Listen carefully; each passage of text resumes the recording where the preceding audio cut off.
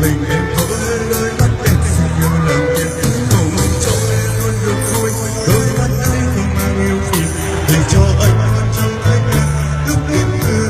vui cầu mong sao anh luôn gần em anh nói em bao nhiêu tâm sự lần tim anh đã yêu trai rất vui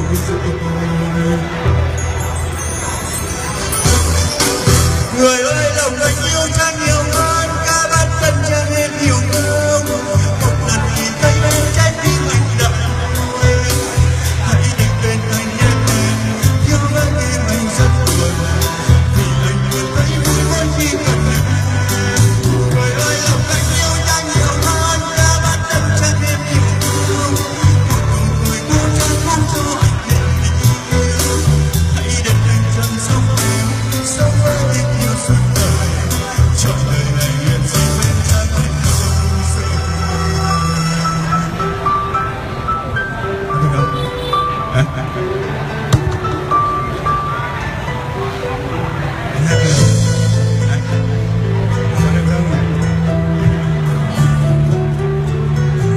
mọi người mua cái con số ủng hộ nhé.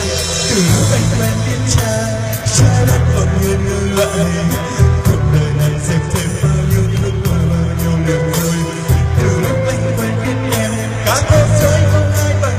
em chỉ một mình em có đôi mắt em sẽ như là em cầu mong cho em luôn được vui đôi mắt ấy không ngừng yêu phiền để cho anh luôn trong tay em lúc em cười